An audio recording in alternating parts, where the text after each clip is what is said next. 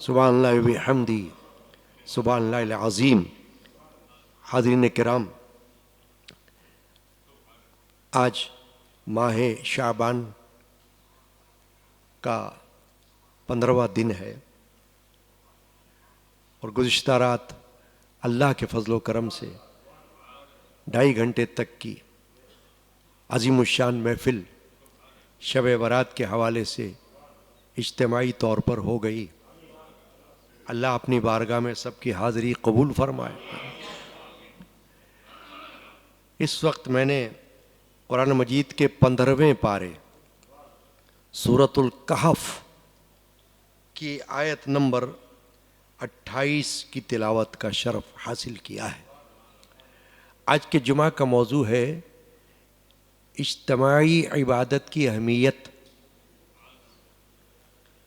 باری تعالیٰ جل شانہ عم نوالہ نے اس آیہ کریمہ میں ارشاد فرمایا، وَاصْبِرْ نَفْسَكَ،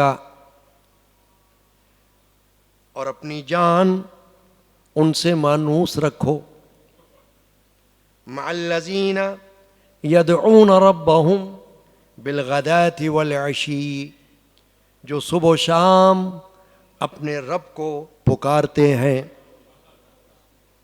یریدون وجہہ، اس کی رضا چاہتے ہیں، ولا تعد عیناک عنہم، اور تمہاری آنکھیں انہیں چھوڑ کر اور پر نہ پڑیں، ترید زینت الحیات الدنیا، کیا تم دنیا کی زندگی کا سنگار چاہو گے، ولا تطع من اغفلنا قلبہ عن ذکرنا، اور اس کا کہا نہ مانو جس کا دل ہم نے اپنی یاد سے غافل کر دیا، واتبع ہواہ وکان امرہ فرطا، اور وہ اپنی خواہش کے پیچھے چلا اور اس کا کام حد سے گزر گیا۔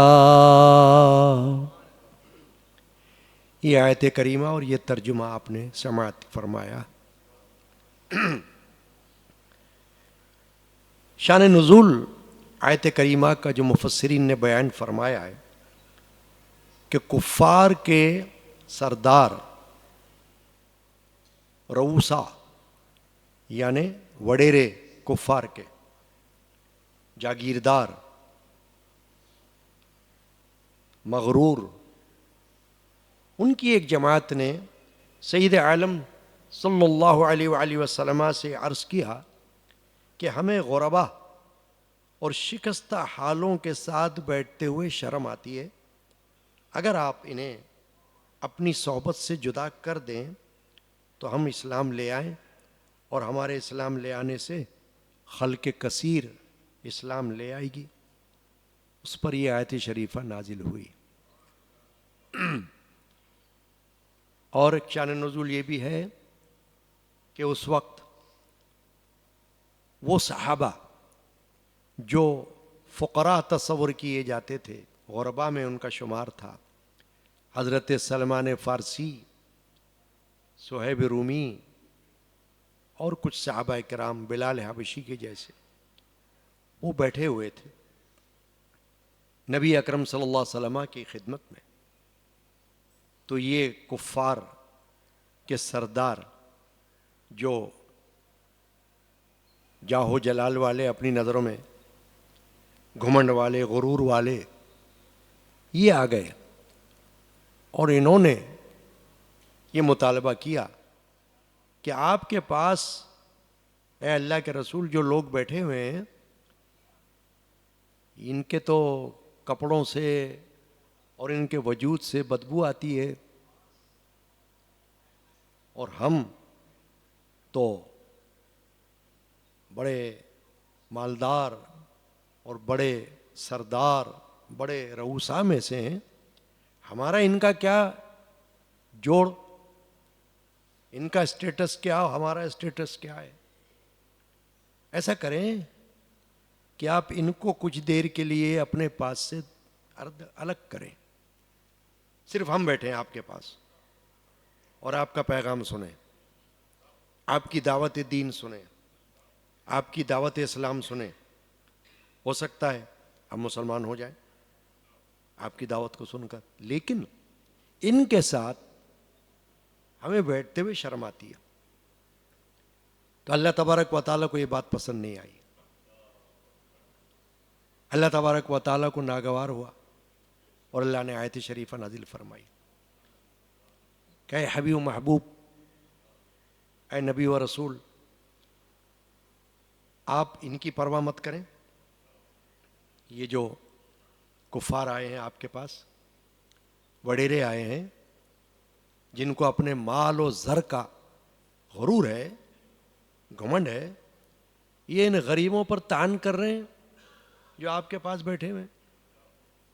یہ ان کے ساتھ بیٹھنا نہیں چاہتے، ان کے لباس پر طعن کر رہے ہیں، ان کے وجود پر طعن کر رہے ہیں، ان کی حیثیت پر طعنہ کر رہے ہیں. ان کو دفع کر دیں آپ. اللہ نے فرمایا چھوڑ دیں ان کو. آپ تو ان کے ساتھ اپنی جان مبارک کو لگا کر رکھیے جو صبح و شام آپ کے ساتھ اپنے رب کو پکار رہے ہیں. یعنی مستقل مزاجی کے ساتھ لگے ہوئے ہیں، آلریڈی اسلام میں داخل ہیں. آپ کی دعوت پر جنہوں نے پہلے ہی لبیک کہہ دیا ہے، آپ سے چوں چرا نہیں کی، مطالبات نہیں کیے، معجزات نہیں مانگے، بلکہ آپ کی دعوت پر آمنا صدقنا کہہ کر آپ کی خدمت میں بیٹھے ہوئے اور ذکر اللہ میں لگے ہوئے، اللہ کی یاد میں لگے ہوئے. آپ نماز پڑھتے ہیں تو یہ بھی نماز پڑھتے ہیں، آپ تسبیح پڑھتے ہیں تو یہ بھی تسبیح پڑھتے ہیں، آپ ذکر اللہ کرتے ہیں یہ بھی ذکر اللہ کرتے ہیں. بس آپ کے ساتھ لگے ہوئے، یہ آپ کی اتباع کر رہے ہیں، متبعین میں شامل ہیں، آپ کے پیروکار ہیں، آپ کے غلام ہیں آپ کے. اے رسول، اے حبیب، آپ ان کو اپنی ذات پاک سے جدا نہ کریں. اگر انہیں بیٹھنا ہے تو ان کے ساتھ بیٹھ جائیں، منع نہیں ہے، لیکن ان کے لیے الگ سے کوئی اہتمام آپ نہ فرمائیں. کیوں کہ یہ اپنے گھمنڈ میں یہ بات کر رہے ہیں، ان کو غرور ہے اپنی مال و دولت کا. تو ان کو چھوڑ دیں آپ، ان کی بات نہ مانیں آپ. یہ جو لوگ ہیں آپ کے ساتھ بیٹھے ہیں اجتماعی طور پر، کیونکہ ایک سے زیادہ صحابہ بیٹھے ہوئے تھے، اور یوں بھی جب ذکر اللہ ہوتا تھا یا کوئی اور خطبہ ہوتا تھا، حضور کا درس ہوتا تھا، تو صحابہ کرام حضور کے سامنے حلقہ بنا کر بیٹھے ہوتے تھے بات سننے کے لیے. ہمتن گوش ہوتے تھے وہ. اللہ نے ان کی لاج رکھی، ان غربا کی، ان فقراء کی، ان مساکین کی. حدیث پاک موجود ہے، رسول اللہ صلی اللہ تعالی علیہ وسلم نے فرمایا بطور دعا کے، اللہم احیینی مسکینم وامتنی مسکینم وحشرنی فی زمرۃ المساکین. یا اللہ مجھے مسکینوں میں زندہ رکھ، مجھے مسکینوں میں موت دے، اور میرا حشر مسکینوں کے ساتھ فرما. یعنی وہ یہاں بھی میرے ساتھ ہوں تو وہاں بھی میرے ساتھ ہوں، دنیا میں بھی میرے ساتھ ہیں تو آخرت میں بھی میرے ساتھ ہوں، میرے ساتھ لگے ہوئے ہیں، مجھ کو ان کے ساتھ لگا کے رکھ. تو دیکھیے اللہ تعالیٰ نے آیت شریفہ میں کیا فرما دیا، وَاصْبِرْ نَفْسَكَ مَعَ الَّذِينَ. آپ اپنے آپ کو، اپنے وجود پاک کو، اپنی ذات پاک کو ان کے ساتھ ملا کر رکھیے، روکے رکھیے. نہ اپنے کو ان سے جدا کیجیے، نہ ان کو اپنے سے جدا کیجیے. جوڑے رکھیے ان کو، کیونکہ وہ جڑ گئے آپ کے ساتھ. جو جڑ جاتا ہے اس کو جوڑے رکھنے کی ضرورت ہوتی ہے. نئے آنے والے کا کیا بھروسہ ہے، آئے کہ نہ آئے، لیکن جو پہلے سے موجود ہے اس کو اپنے ساتھ ملائیے. تو اللہ پاک نے نبی اکرم صلی اللہ علیہ وسلم سے یہ ارشاد فرمایا وَاصْبِرْ نَفْسَكَ مَعَ الَّذِينَ يَدْعُونَ رَبَّهُمْ بِالْغَدَاةِ وَالْعَشِيِّ. اس میں اجتماعی یاد کی بھی اہمیت پتہ چل رہی ہے، کیونکہ کسی ایک بندے کا ذکر نہیں ہوا اس میں. اللہ نے فرمایا وہ لوگ، وہ تمام لوگ جو صبح و شام، اور صبح و شام کا مطلب مدام، یعنی کہ دوام، ہمیشگی کے ساتھ مستقل. عبادت میں بھی اللہ تعالیٰ کی مرضی اور منشا یہ ہے کہ بندہ مستقل عبادت کرتا رہے. یہ نہیں جمعے کے جمعے، یہ نہیں کہ عید کے عید، یہ عبادت نہیں ہے. بصورت تو عبادت ہے، لیکن عبادت یہ نہیں کہ کوئی جمعے کے جمعے نماز پڑھ لے، کوئی عید کے عید نماز پڑھ لے، عبادت کر لے، اور باقی سارا سال کوئی ہوش نہ ہو. تو یہ صبح و شام میں داخل نہیں ہے. صبح و شام میں جو طریقہ داخل ہے وہ یہ ہے کہ رات دن صبح و شام مسلسل اللہ کو یاد کرتا رہے. اس کے اندر نماز بھی آ گئی، کیونکہ نماز روزانہ ہوتی ہے، ایک دن میں 5 وقت ہوتی ہے، تو نماز شامل ہو گئی. اس میں تسبیحات شامل ہو گئیں، نمازوں کے بعد بھی پڑھی جاتی ہیں. اب فجر میں اور عصر میں خاص طور سے جو تسبیحات پڑھتے ہیں ان کو کہا جاتا ہے تسبیحات فاطمی، جو حضرت سیدہ خاتون جنت فاطمۃ الزہرا سلام اللہ علیہا کو اور حضرت مولا علی کو اللہ کے رسول نے ارشاد فرمائی تھی. کیا؟ سبحان اللہ 33 بار، الحمدللہ 33 بار، اللہ اکبر 34 بار. فرمایا یہ پڑھ لیا کرو. یہ ہر نماز میں پڑھنے کی ضرورت ہے اور پڑھی جاتی ہیں، پڑھ سکتے ہیں. خاص کر فجر اور عصر میں تو پڑھتے ہیں. یہ تسبیحات ہیں. اسی طرح جب بھی موقع ملے اللہ کے اسماء صفاتیہ میں سے جو نام پاک بھی بطور ورد کے کوئی پڑھنا چاہے وہ پڑھ سکتا ہے، وہ بھی بطور تسبیح کے ہو گئی ہے نا. یا غفورو، یا رحیمو، یا رحمان، یا قادر، یا قدیر، یہ اللہ کے صفاتی نام ہیں. اور یہ تسبیح سبحان اللہ، یہ تحمید الحمدللہ، یہ تحلیل لا الہ الا اللہ، یہ تکبیر اللہ اکبر، یہ تسبیحات ہیں، یہ ذکر اللہ ہے. صبح و شام اللہ کو پکارتا رہے.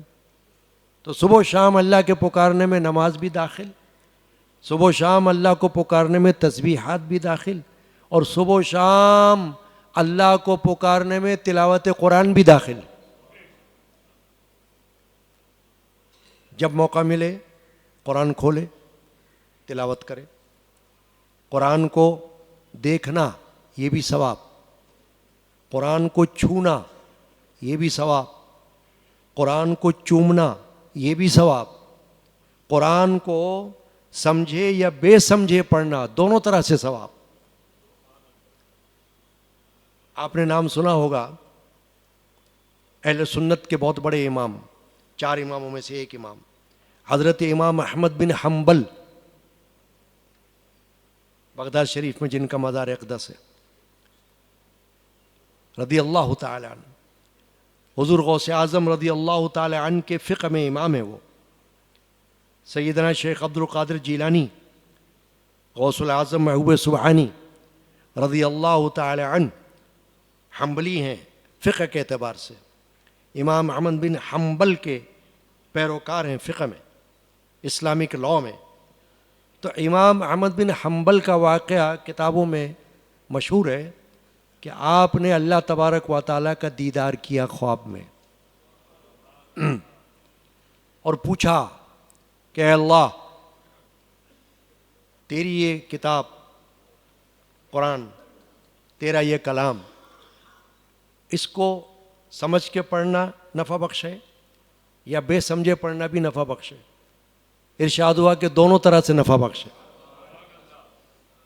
یعنی قرآن وہ کتاب ہے کہ کوئی سمجھ کر پڑھے تو بھی نفع ہے، اور کسی کو کچھ بھی سمجھ نہیں آ رہا صرف پڑھ رہا ہے، یعنی نہ اس کا ترجمہ جانتا ہے، نہ اس کی تشریح جانتا ہے، نہ اس کا مطلب جانتا ہے آیات کا، مگر قرآن کی تلاوت کر رہا ہے بندہ. تو ارشاد ہوا باری تعالیٰ کی جانب سے حضرت امام احمد بن حنبل کو کہ جو بے سمجھے پڑھے تو بھی ثواب ہے اور سمجھ کے پڑھے تو اور بھی ثواب ہے. یہ سب ذکر اللہ ہے. صوفیاء کرام نے ذکر الہی کے حلقے بنائے. ہمارے یہاں بھی ہوتا ہے نا حلقہ، قادری مسجد میں آنے والے جانتے ہیں کہ ہر جمعرات کو بعد نماز مغرب تا عشاء ذکر اللہ کا حلقہ ہوتا ہے، تسبیحات پڑھی جاتی ہیں، عظیم الشان تسبیحات، قرآن سے ریلیٹڈ، حدیث سے ماخوذ تسبیحات ہیں. اور ہر چاند کی 10 تاریخ 11ویں شب میں بھی ذکر اللہ ہوتا ہے حلقہ. حدیث پاک موجود ہے بخاری شریف میں کہ اللہ کے رسول صلی اللہ علیہ وسلم نے فرمایا اذا مررتم بریاض الجنہ فارتعوا، جب تم جنت کے باغوں پر گزرو تو کچھ کھا لیا کرو، کھا لیا کرو. تو صحابہ نے پوچھا یا رسول اللہ ما ریاض الجنہ، ریاض الجنہ کیا ہے؟ یعنی ہمیں تشریح فرمائیے، جنت کے باغ ہیں کیا؟ حضور نے فرمایا حلقۃ الذکر، ذکر اللہ کے حلقے، یعنی اجتماع، ذکر اللہ کا اجتماع، جہاں ایک سے زیادہ افراد بیٹھ کر اللہ کو پکار رہے ہوں، ذکر اللہ میں مشغول ہوں. یہی وجہ ہے کہ بعض صوفیاء کرام نے ذکر بالجہر کو فضیلت دی، بعض نے ذکر سری کو فضیلت دی، بالسر کو. دونوں طریقے سے ذکر جائز ہے، منع دونوں میں بھی نہیں ہے. میرے جد امجد جن کا مزار اقدس بار موجود ہے، حضرت علامہ الحاج الحافظ الشاہ محمد غلام رسول قادری رحمۃ اللہ علیہ، ان کے کلام کے اندر یہ شعر ہے، ہو ذکر خفی یا کہ ذکر جلی، مگر یاد حق ہو کسی طور بھی. اے بندے تو کسی نہ کسی طرح ذکر تو کر لے، چاہے ذکر بالجہر کر لے، چاہے ذکر بالسر کر لے، یعنی ذکر جلی کر لے یا ذکر خفی کر لے، کوئی منع تھوڑی ہے. دونوں کا فائدہ ہے اور دونوں میں ثواب ہے، کر لے، کچھ بھی کر لے. کبھی ذکر بالجہر کا دل چاہتا ہے تو وہ کر لے، کبھی ذکر خفی کا دل چاہتا ہے تو وہ کر لے. تو اسی لیے صوفیہ نے اپنی خانقاہوں میں، خاص کر قادریہ سلسلے کے صوفیہ نے، قادریہ سلسلہ جو تمام سلاسل میں افضل سلسلہ کہلاتا ہے حضور غوث اعظم کی وجہ سے، کیونکہ غوث اعظم تمام اولیاء اللہ میں افضل ہیں، سردار ہیں، تو اسی لیے ان کا سلسلہ بھی تمام سلسلوں کا سردار ہے. تو خاص کر قادریہ مشائخ نے جو اپنے یہاں ذکر اللہ رائج فرمایا وہ ذکر بالجہر ہے. تو ذکر جہری ہوتا ہے معتدل آواز کے ساتھ، تاکہ بیداری رہے، حوصلہ بڑھے، تقویت ملے. جب ایک ساتھ لوگ پڑھ کر مل کر کچھ اللہ کا ذکر کرتے ہیں تو تقویت حاصل ہوتی ہے. یہ جو موضوع میں نے آج انتخاب کیا ہے کہ اجتماعی عبادت کی اہمیت، تو اسلام میں آپ دیکھیں کہ اجتماع کی اہمیت کیا ہے. مردوں کو حکم ہے کہ نماز مسجد میں باجماعت جا کر ادا کرو. سنت مؤکدہ جو علماء احناف کے قریب واجب کے قریب ہے جماعت، یعنی ایسی سنت مؤکدہ جو واجب کے مطابق اور قریب ہے تو جماعت ہے کہ جماعت کے ساتھ نماز پڑھو. یہاں تک کہ اللہ کے رسول نے فرمایا اگر 2 بندے بھی ہوں تو ایک امام بن جائے، ایک مقتدی بن جائے تو وہ جماعت کا ثواب حاصل کر لیں گے، ہے نا. پھر جمعہ میں جماعت، اجتماع، اکیلا بندہ جمعہ نہیں پڑھ سکتا. ہماری مسجد میں جمعہ جو سب سے آخر میں ہوتا ہے، یہ کوئی نئی بات تو نہیں ہے، 100 سال سے زیادہ ہو گیا اس کو. اس مسجد کو قائم ہوئے 100 سال سے زیادہ کا عرصہ ہو گیا ہے. اس وقت سے لے کر آج تک اس مسجد میں پوری کراچی میں سب سے آخر میں جمعہ ہوتا تھا. اب ہو سکتا ہے کہ کہیں کہیں جمعہ دیر سے ہوتا ہو، لیکن کئی سال پہلے تک یہی معمول تھا کہ سب سے آخر میں جمعہ اس مسجد میں ہوتا. کیوں؟ کہ جمعہ ایک ایسی نعمت ہے کہ اگر کسی کا جمعہ مس ہو جائے، وہ سوتا رہ گیا، وہ کام میں مشغول ہو گیا، اس کو آتے آتے ہی ٹائم نہیں ملا، اب جمعہ نکل گیا، تو اگر جمعہ کہیں نہیں ملے گا تو جمعہ گیا. وہ گھر میں جمعہ نہیں پڑھ سکتا. جمعہ کی شرائط ہیں، جب تک وہ پوری نہیں ہوں گی جمعہ نہیں ہوگا. خطبہ اور امام کے علاوہ کم از کم 3 مقتدی، تو وہ پھر تب ہوگا جمعہ، ورنہ نہیں ہو سکتا. چنانچہ اس لیے جمعہ میں بھی اجتماع ہوتا ہے. آپ دیکھیں بیٹھے ہوئے نا، ایک بندہ تو نہیں بیٹھا یہاں، اجتماعی صورت میں آپ تشریف فرمائیں. پھر عیدین آپ دیکھیے، اس میں تو خاص اجتماع ہے.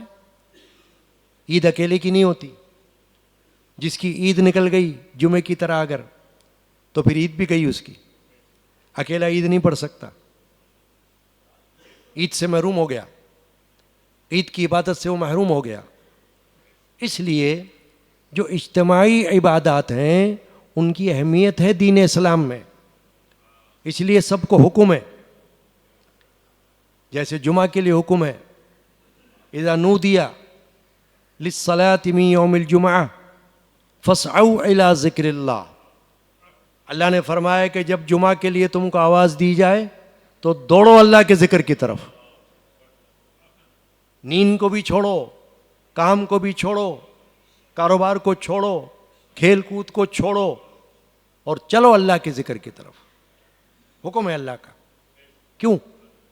کہ جاؤ اجتماع میں شامل ہو جاؤ. جمعہ کے نماز جنازہ میں کیا ہے؟ اجتماع ہے.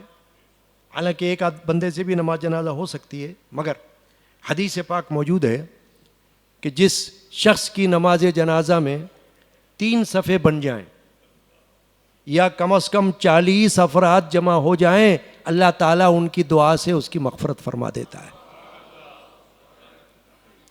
تو نماز جنازہ میں کوشش کی جاتی ہے کہ لوگوں کی کثرت ہو، کثیر تعداد میں لوگ شامل ہو جائیں نا.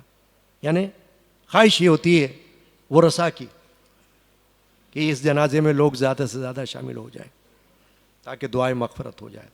یہ اجتماع ہے، اور اجتماع کی اہمیت جو ہے وہ ہے. اب یہی وجہ ہے کہ گزشتہ رات شب برات تھی نا، تو عبادت تو کوئی اپنے گھر میں بھی کر سکتا ہے، بالکل منع نہیں ہے، کرے. خاص کر نفلیں، نوافل. میں نے رات کو بھی بیان میں کہا کہ زیادہ سے زیادہ اپنے گھروں میں پڑھو. اللہ کے رسول نے حدیث میں فرمایا ہے کہ اپنی گھروں کو قبرستان مت بناؤ. قبرستان مت بناؤ کا مطلب یہ ہے کہ وہاں نمازیں نہیں ہوتی نا قبرستان میں، وہاں تو مردے ہیں اللہ کے پاس پہنچے ہوئے ہیں، قبروں میں مدفون ہیں ہزاروں من مٹی تلے. تو گھروں کو قبرستان مت بناؤ، گھروں کا ایک کونا رکھو اللہ کی عبادت کے لیے. نفل نماز، سنت نماز اللہ کے رسول سے اپنے گھر میں ثابت ہے، مسجد میں نہیں. رسول اللہ صلی اللہ علیہ وسلم ہر نماز کے لیے سنت اپنے کاشان اقدس میں ادا فرماتے تھے، پھر مسجد میں تشریف لے جاتے تھے جماعت کے لیے. نفل اپنے گھر میں ادا فرماتے تھے، پھر مسجد میں تشریف لے جاتے تھے. تو فقہاء نے فرمایا کہ عوام کو بھی کوشش کرنا چاہیے کہ سنتیں اور نوافل اپنے گھروں میں ادا کریں، تاکہ حضور نے فرمایا اپنے گھروں میں بھی نماز پڑھا کرو. تو وہ کون سی نماز ہے؟ سنتیں اور نفلیں. فرض نہیں، فرض تو مسجد میں جاؤ، جماعت کی صورت میں جا کے نماز پڑھو. حدیث میں فرمایا حضور نے ید اللہ علی الجماعہ، فرمایا کہ جماعت پر اللہ کا ہاتھ ہے. جماعت پر اللہ کا ہاتھ ہے. یعنی جب لوگ مل کر اللہ تبارک و تعالیٰ کو پکارتے ہیں تو سمجھیں کہ اللہ کا دست قدرت ان پر ہے, رحمت کا ہاتھ ان کے اوپر ہے.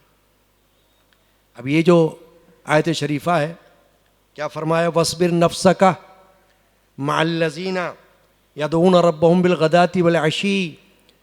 اے رسول آپ اپنے آپ کو ان کے ساتھ ملا کر رکھیے جو صبح و شام اپنے رب کو پکارتے رہتے ہیں. جیسے شب برات میں اجتماع کے طور پر لوگ شامل ہوئے, ذکر اللہ میں, درس میں, حصول علم میں, تو یہ کیا تھا؟ اجتماعی عبادت تھی. تو اس میں کوئی قباحت نہیں ہے جب تک کہ کوئی خلاف شرع حرکت صادر نہ ہو. تب تک جو اجتماع اللہ کی یاد میں ہوگا وہ بابرکت ہو جائے گا, اس میں برکت ہوگی. یریدون وجہہ, اللہ نے فرمایا کہ یہ اللہ کی رضا چاہتے ہیں.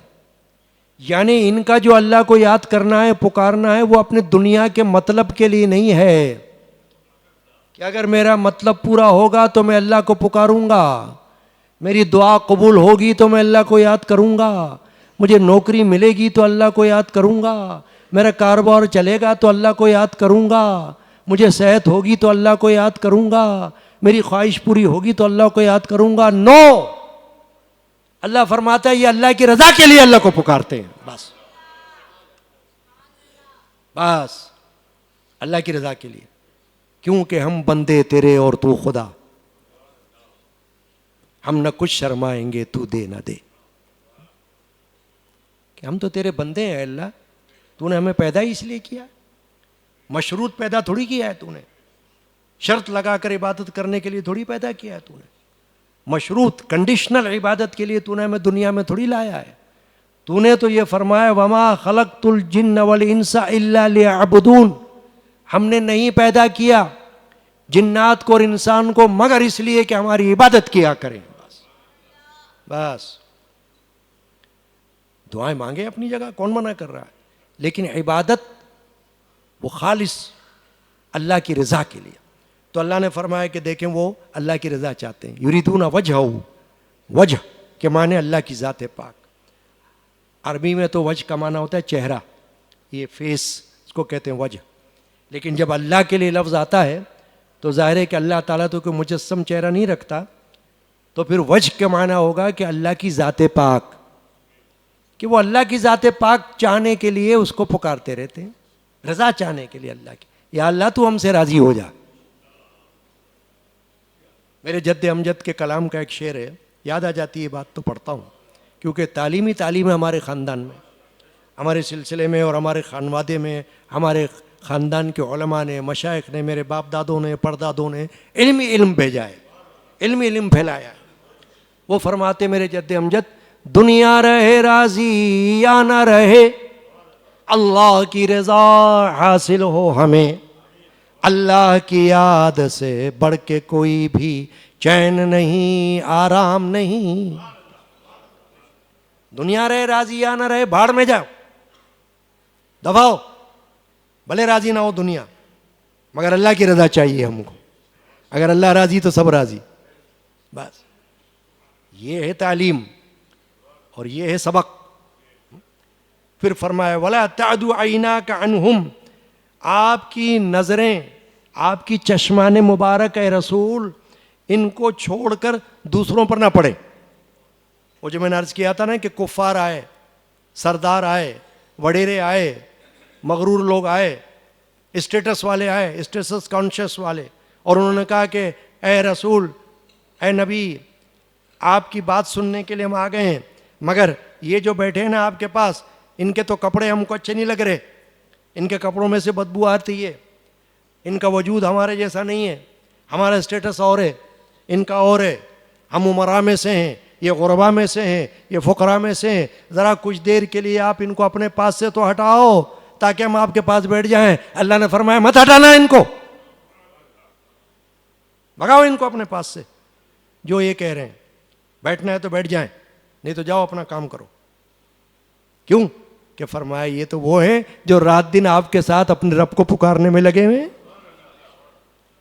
اجتماعی طور پر اللہ کی یاد کر رہے ہیں، آپ ذکر کر رہے ہیں تو یہ بھی ذکر کر رہے ہیں، آپ نماز پڑھ رہے ہیں تو یہ بھی آپ کے پیچھے نماز پڑھ رہے ہیں، اور آپ درس دے رہے ہیں تو یہ آپ کے سامنے بیٹھے ہوئے ہیں، تو یہ تو آپ کے ساتھ لگے ہوئے ہیں، یعنی آلریڈی یہ تو پکے ہیں آپ کے غلام، ان کو مت ہٹائیے آپ. تريدوا زینت الحیات الدنیا، اللہ نے فرمایا کیا تم دنیا کی سنگار چاہو گے اے رسول، یعنی بالفرض فرمایا کہ کیا آپ دنیا کی زینت چاہتے ہو؟ نہیں، آپ تو اللہ کی رضا چاہنے والے ہو، تو بس لگے رہو اللہ کی رضا میں. وَلَا تُطِعْ مَنْ أَغْفَلْنَا قَلْبَهُ عَنْ ذِكْرِنَا، اور اس کا کہاں مت ماننا، اللہ نے فرمایا کہ جس کا دل ہم نے اپنی یاد سے غافل کر دیا، کہ اس کے دل میں یاد نہیں ہے نا اللہ کی، اس کی بات کیوں مانیں آپ؟ مت مانیں اس کی بات.